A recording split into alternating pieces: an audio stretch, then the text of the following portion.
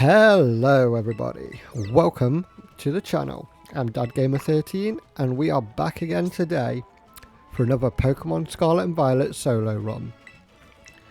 Today's video, as you've probably seen from the thumbnail, is of course Cereludge, and this is the second part of seeing who's better for the solo run, specifically between Armarouge and Cereludge. When we look at Cereludge's base stat total, we can see that it's very similar to Armarouge, just with attack and special attack swapped and defense and special defense swapped, with Cereludge having more special defense than defense, and we've also got much better speed. At the start of the game, we're going to go down, we're going to choose our starter. It's going to be Sprigatito again, and as we're doing that, we can talk about Cereludge's move pool, which honestly is not as good as Armarouge's. We do have some good variety, things like Poison Jab, Dragon Claw, Flame Charge, Bitter Blade later on when we learn it, and some other good moves as well.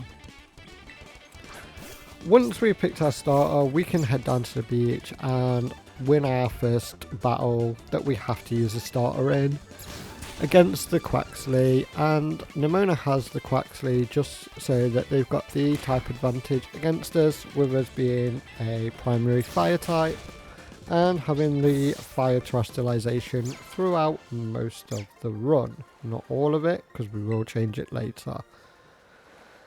But once we've beaten Nemona, we're free to swap over, bring our Cereludge in, and then we can continue the rest of the tutorial, heading up to the gates of Messagoza. When we get there, we'll meet Nemona again for another battle. This time Nemona's got two Pokemon, and she uses this battle as a chance to teach us this generation's gimmick, which is terrestrialization.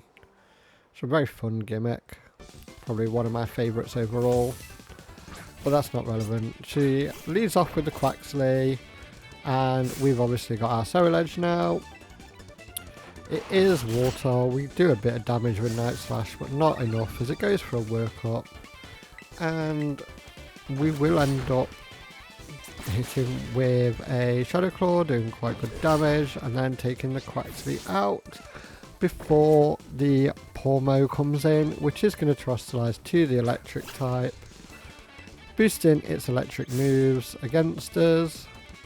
Once that's done, we can go through and finish the tutorial off after picking up the three paths that we have to follow, which are the Legends, the Starfall Street, and the Path of Champions. We lose the first battle against Nemona, but it doesn't make any difference to us, and at the end of the tutorial we have a time of 59 minutes. Our first gym leader is Katie, the bug type specialist, and we've got a time of 1 hour 11 minutes at level 17, and we're holding the muscle band item, as we will be throughout the whole of this run. We start the fight off by taking out Katie's Nimble with Shadow Claw. We also take out Tarantula with a Shadow Claw. Unfortunately, we don't have a physical fire move yet. We don't learn that until we reach level 24. Katie then sends in her ace Pokemon, Teddiursa, which is going to terrestrialize to the bug type, and we're going to hit it with Shadow Claw. Not quite taking it out, but doing good damage before we take a resisted move back in Fury Cutter. Does like 2 HP, it's not enough. And another Shadow Claw finishes it off and gives us our first gym badge of the run so far.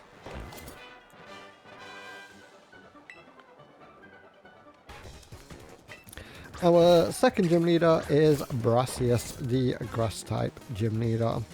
We're at level 18 here with a time of 1 hour and 37 minutes.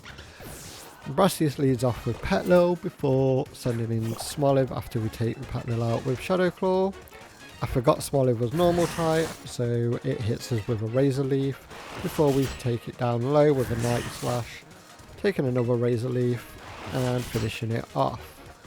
as Brassius sends in his ace Pokemon Sudowoodo to Terastallize, I'd just like to take a second to say that I accidentally forgot to record Claw. So we have already beaten Claw. We were at level 17 with a time of 1 hour 24 minutes. I can't tell you much more about the fight. It's been a little while since I did it, if I'm honest. But we hit Sudowoodo, now it's Terastallized with Shadow Claw, taking a Trailblaze for minimal damage. And we just kind of trade hits back and forth with Shadow Claws and Trailblazers until Sudowoodo goes down, giving us our second gym badge of the run, and hopefully we can get a fire type move soon, because we'd have been a lot further along if we had one.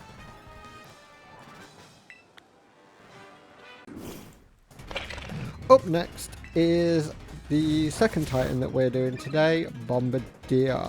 We're at level 24 now with a time of 2 hours 1 minute, and we've had our first reset of the run.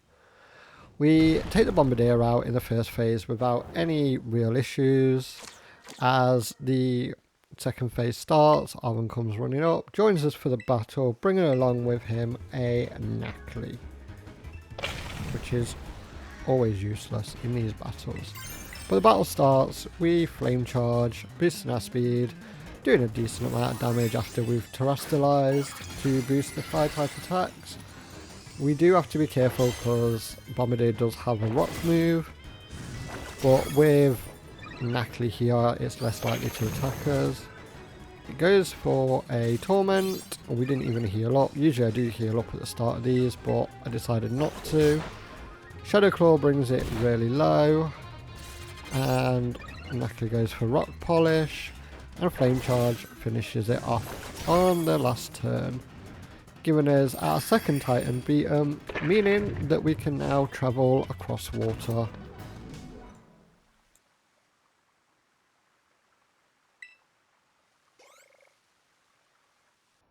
The next thing that we're going to beat is the Steel Titan Orthworm, and we're at level 27 here with a time of 2 hours and 29 minutes. Honestly, this fight is easy. We're a fire type against a steel type. I shouldn't really have to explain much more than that. I think we get hit with a wrap. It's not enough to kill us during the fight. We have had a couple more resets here. I believe one was against Iona. Don't know who the other one was against. Maybe both were. But we do just under half with the flame charge, with our speed. Iron Tail hits for a decent amount of damage, but not too much. We're still faster. We do another flame charge into it, taking it down very low. Get hit by the wrap, like I said. It's not enough to take us out. Grass Knot drops Orthworm even lower as Wrap does a bit of chip, and then we finish Orthworm off on the next turn, giving us our third Titan beaten and the high jump ability while we are traversing on our Koraidon.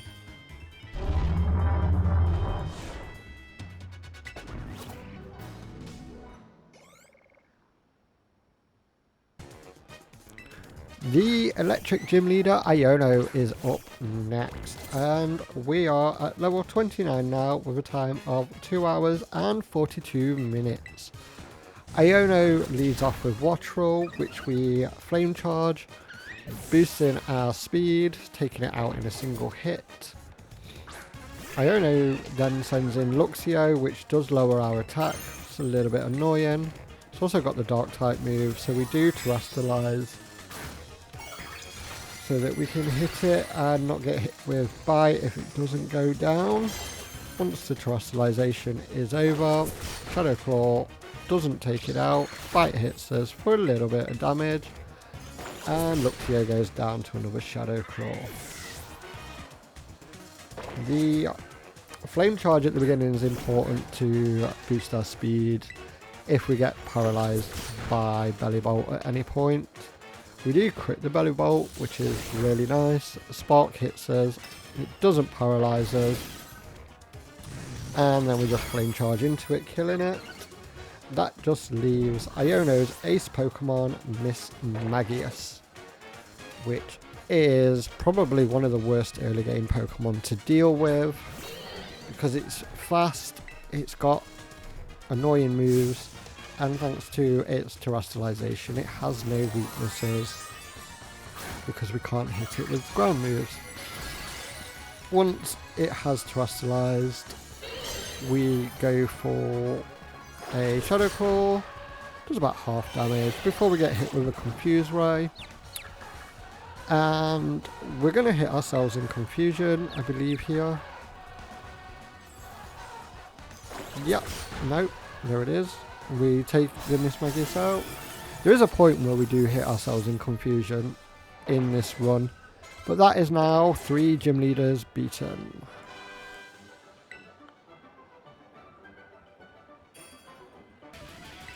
It's time to take on the first of the Team Star bases now, and we're going against the Dark type Giacomo. We've picked up X-Scissor along the way. We're at level 30 with a time of 3 hours and 3 minutes. Giacomo's got 2 Pokemon, Pawniard, which falls to Flame Charge, and the Dark type Starmobile, which is what we picked X-Scissor up for. We do Terrestrialize so that we're not weak to the Dark type moves. And it does outspeed us, hitting us with Wicked Talk, as an X-Scissor does just under half, not over. We then Flame Charge to boost our speed, doing quite a bit of damage, before we then go for an X-Scissor, taking it out after taking another Wicked Talk. And that's the first Team Star base beaten. With that, we can move on to the next fight. The next fight we choose to do is Mela, the Fire-type leader of Team Star, because we resist all of the fire moves, so it just makes the most sense. Mela's only got 2 Pokemon, much like Giacomo. Those are Torkoal and the Fire-type Starmobile. We go for some Shadow Claws into the Torkoal, taking no damage from the fire move thanks to our ability Flash Fire, and then a Clear Smog, not doing too much to us before we take Torkoal out.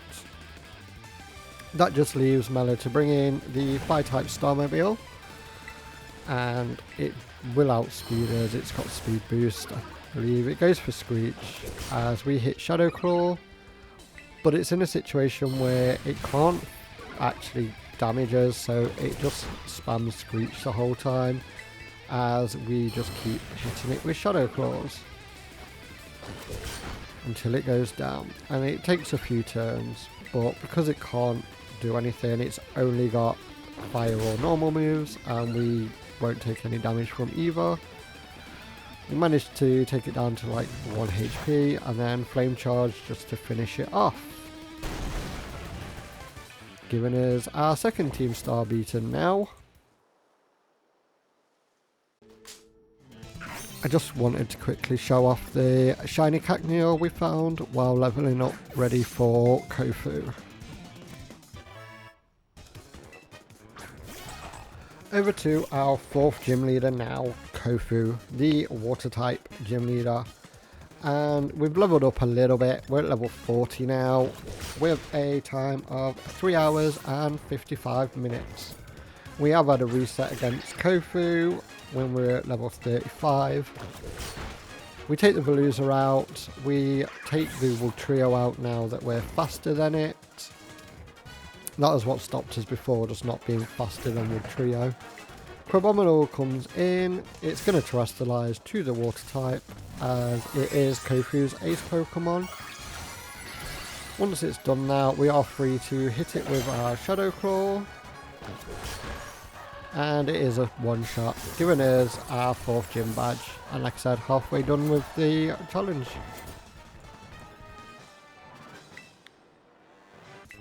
Our next gym leader is my personal favourite, and I know a lot of other people have a lot of love for Larry, the normal type gym leader. We're at level 45 with a time of 4 hours and 14 minutes. We have had a reset against Larry, I believe.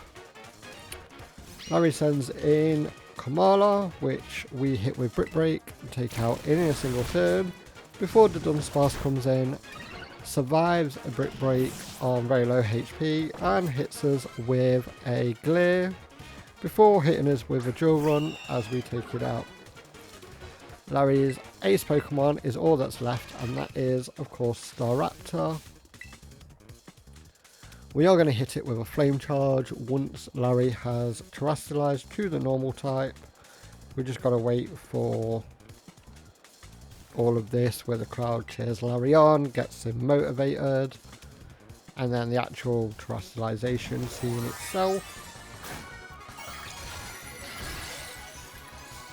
Once that's done, which is around now, we get hit with an Aerial Ace, Flame Charge, boosts our speed,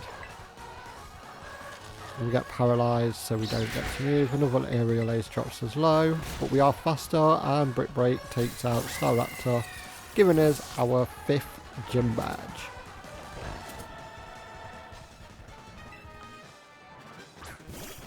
Our 6th gym leader is of course the Ghost Specialist Rhyme, and the only double battles of the base game, as there are some in the DLC.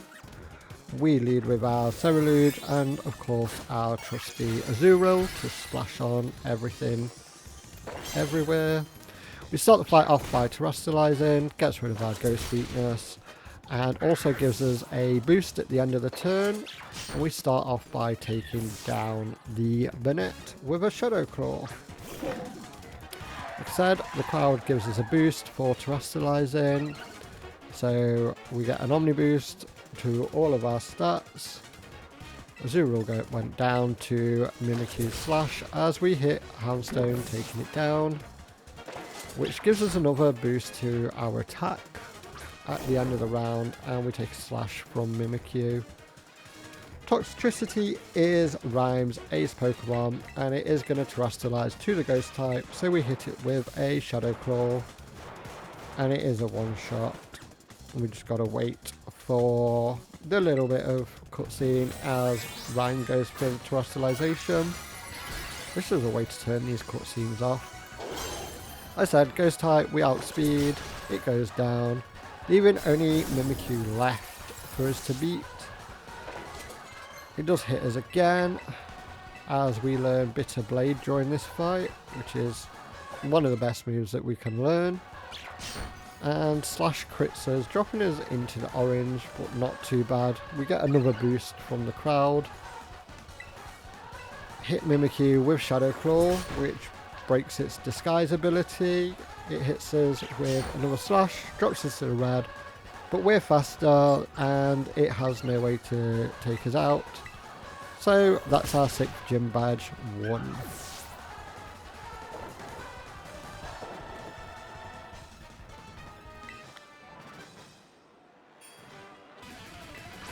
We are over to our 3rd team starbase now, and it is of course the poison type leader Atticus.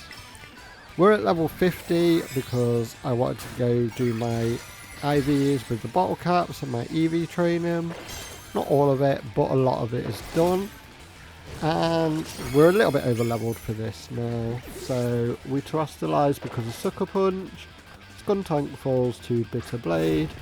Reverbroom comes in and falls to Bitter Blade, leaving Muck as Atticus's next Pokemon and the only other Pokemon before the Starmobile. Muck also falls to a Bitter Blade. And like I said, that just leaves us with the Poison type Starmobile to come in.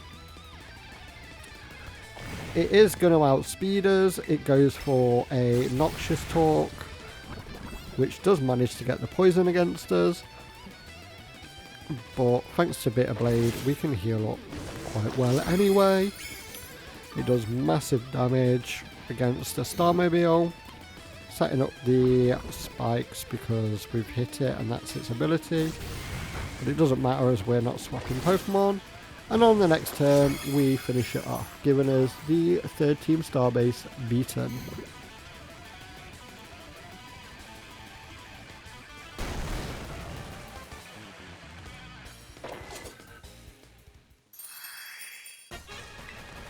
Over to Tulip next, the Psychic type gym leader, and after doing Tulip's horrendous pre-gym challenge that I genuinely hate every time I do, because it takes up so much time, we're at level 51 with a time of 5 hours and 16 minutes.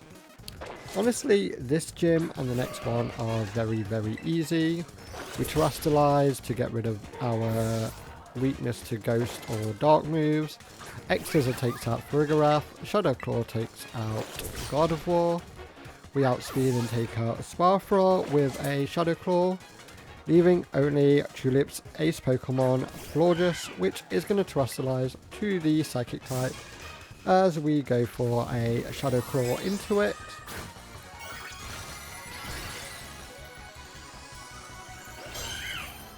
And now it's terrestrialized. Shadow Claw takes it out in a single hit, giving us our 7th gym badge.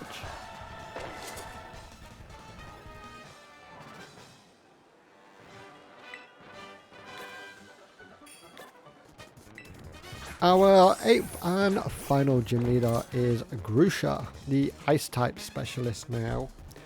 And we're at level 52 with a time of 5 hours and 25 minutes. There's not really too much to say about this battle. It was very easy. We have Bitter Blade.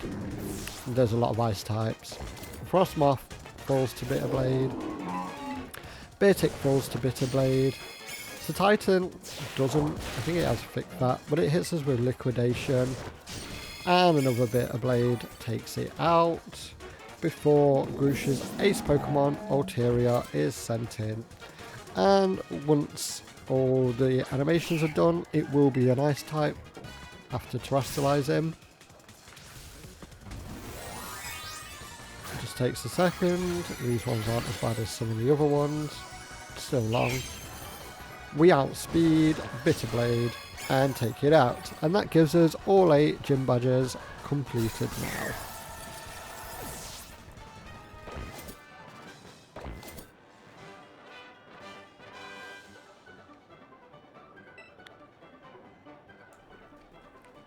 The next stop we go to is the Titan Great Tusk, and for this we are at level 53 with a time of 5 hours and 38 minutes. And we struggled a little bit with this fight.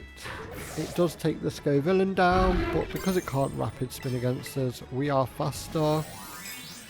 We hit a few Shadow Claws to bring it low after being dropped, and then we terrestrialize going for the Bitter Blade. Heals us up a little bit, meaning that we can survive the hit and take the Great Tusk out with a Shadow Claw on the last hit, and that gives us the glide ability as we ride around on Koraidon. The next stop on our path is Eri, the fighting type Team Star leader. And we're at level 69 now with a time of 6 hours, 57 minutes and several resets against Eri, because I thought this would be easier and I wanted to be able to change my Terra type, but I knew I'd have to beat Eri before I could do that. So we start the fight off, we've learnt Psycho Blade in between, take out the Toxicroak. Lucario falls to a Bitter Blade. Persimmon is what gave me the most trouble because it had Rock Tomb and it was doing so much damage to me and slowing me down. But we're now at a level where I can take it out. Annihilate falls to a Shadow Claw, and that just leaves Eri's Starmobile, which is of course the fighting type 1. It has got shift gear and high horsepower. We hit it with a Psycho Blade as it shift gears. We do just under half, which is good, but stamina is a problem for us, and it is faster. It is now going for another shift gear. Psycho Cut drops it low again as we go for another one, and it shift gears again. At this point I was like, can I take this out? but we do survive the high horsepower still and finish it off. I think if Eri hadn't gotten greedy, we would have lost again. With Eri beaten, we're going to go finish off the Team Star bases, and that just leaves the Fairy type leader Ortega.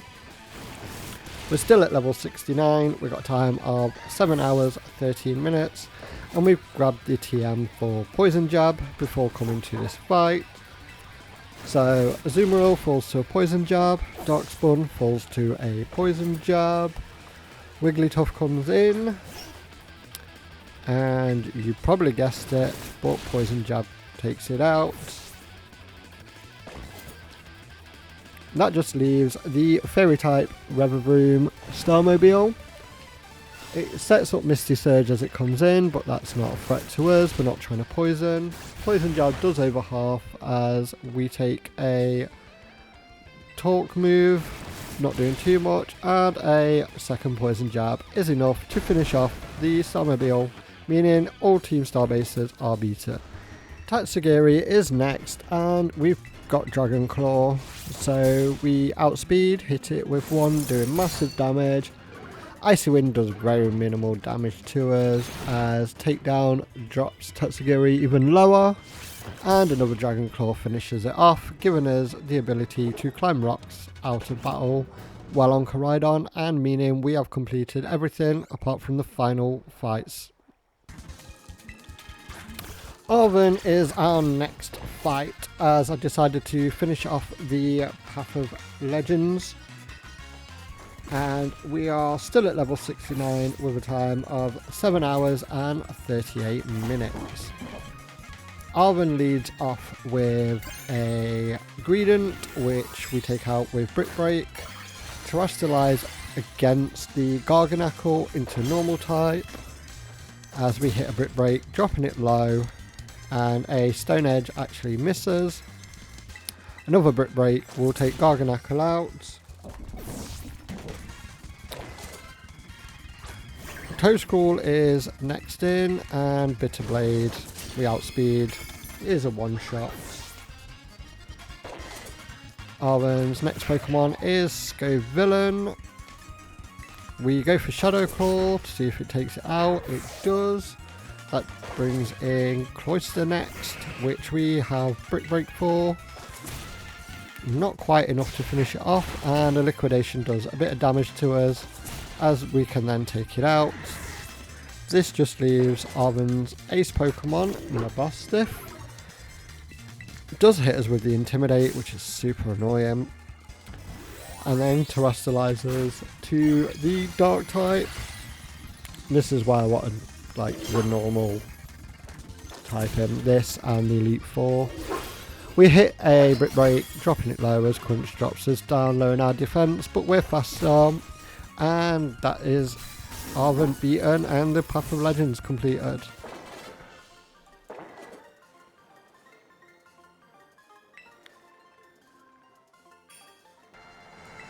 After taking down the Elite Four, we have got Champion Geeta to beat.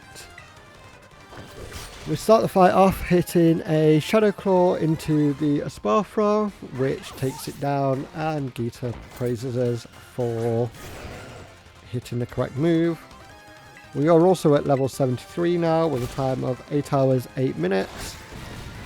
Avalugg comes in, we hit it low, but it has got really good physical defense.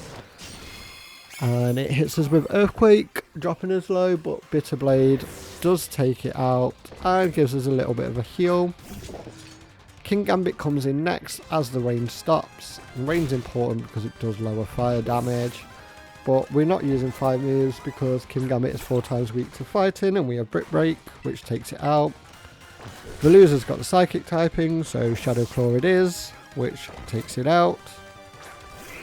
Go-Goat comes in, it is going to fall to a Bitterblade, and with that, I think it's just Geeta's ace Pokemon left. Have I missed one?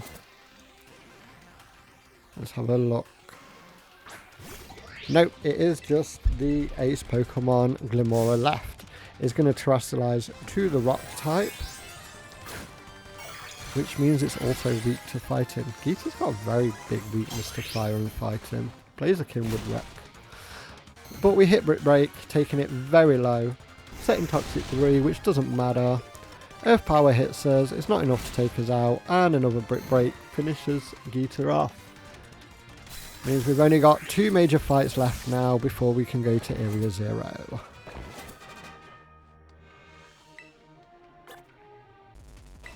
And the first of those 2 major fights is Penny and her team of Evolutions. We're at level 75 for this, with a time of 8 hours 24 minutes. And I'm going to be honest, I was worried about this fight before coming in because Penny has stopped so many physical attackers in their tracks with Baby Doll Eyes, but we got quite lucky with this one. We start the fight off terrestrializing to normal type because obviously Umbreon is a dark type, and we take it down with 2 Brick Breaks before Flareon comes in and is taken out with a Shadow Claw. We Shadow Claw Vaporeon, which does not fall but misses the Hydro Pump, and then we can take it out. Jolteon is up next, and a Shadow Claw after Baby Doll Eyes just misses out on the KO, so we go for a Bitter Blade after taking another Baby Doll Eyes. That's us at -2 at this point, which is annoying, but it's not the worst. Leafeon is in, and Bitter Blade is not enough to take Leafeon either, but Leaf Blade doesn't do too much to us as we finish it off, getting a little bit of health back from the Bitter Blade. And that just leaves, of course, Penny's ace Pokemon, which is Sylveon, and it will terrestrialize to the Fairy type.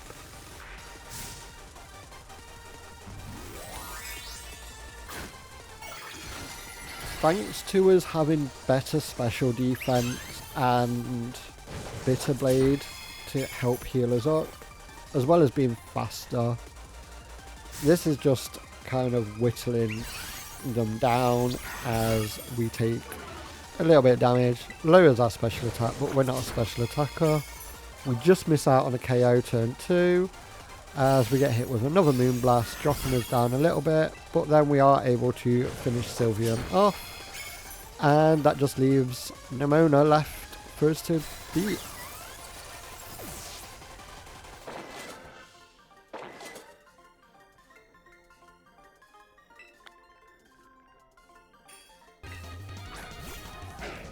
It's time for us to face off against Nemona now, and we are still at level 75 with a time of 8 hours and 38 minutes.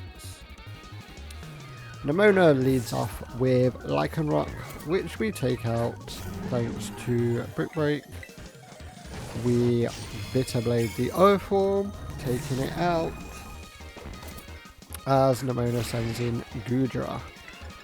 And we Dragon Claw, it does take it out. We have to terrestrialize before the Quaquaval comes in this fight, as this was our reset, and I realised that if we wait, then we basically get hit with Aqua Stat outsped and then we can't win. So we Brick Break into the Dunsparce, take a Drill Run, doesn't do a lot, and then we can finish it off with another Brick Break.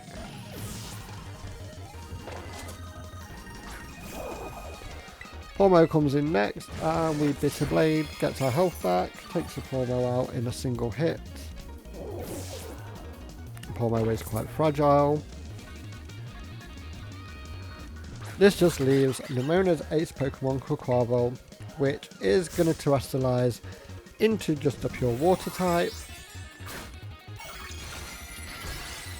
And as it does that, we're going to hit it with a Shadow Claw, taking it low, take a Brick Break, but because we outspeed it and it hasn't taken us out, we are able to finish it off on the next turn with a final Shadow Claw. And now it's time to go to Area 0.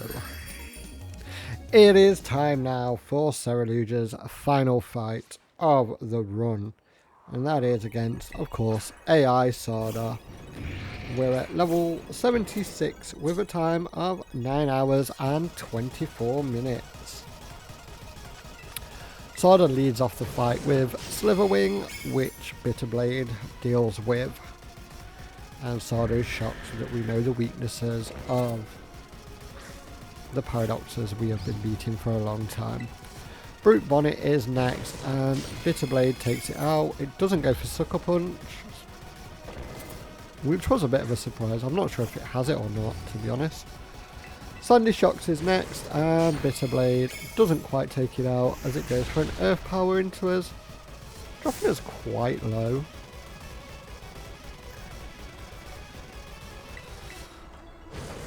But another Bitterblade will take it out, and this will lead into Fluttermane, which is the reason we didn't terrestrialize before, because I know Fluttermane is going to outspeed us, and while we are weak to Ghost, it will go for a Ghost move into us, so terrestrializing to normal means that we won't get hit by it, and we can Shadow Claw, take the Fluttermane out, leaving Screamtail as the next Pokemon sent in. Shadow Claw against Screamtail is enough to take it out, leaving only the ace Pokemon, Roaring Moon, left. I was a little bit concerned here. I wasn't sure if we were going to be faster than Roaring Moon or able to take it out in a single hit. And you can see me kind of hesitating between Brick Break and Dragon Claw, but we go for the Dragon Claw. We do take it out, and that means Cereludge has completed the run. As the Battle of the Crydons takes place at the end of every run before we see the credits, I want to take time to thank everyone who's watched this video, who's enjoyed it. Leave a comment, let me know what Pokemon you would like to see me do this challenge with, because I do enjoy them. They are a lot of fun, so we can get them done. And as you already know by now, if you've watched the Armarouge video, we are quite a bit slower than Armarouge overall, which is a shame. I thought Cereludge would do a lot better. It's faster, but things that have hindered it are being a physical attacker first and foremost. There are too many things like Baby Doll Eyes, Intimidate, that just slow us down overall. And also the fact that we didn't learn a physical fire move until level 24, whereas we had fire moves right off the bat with Armarouge, so the first couple of gyms were just beaten without any issues.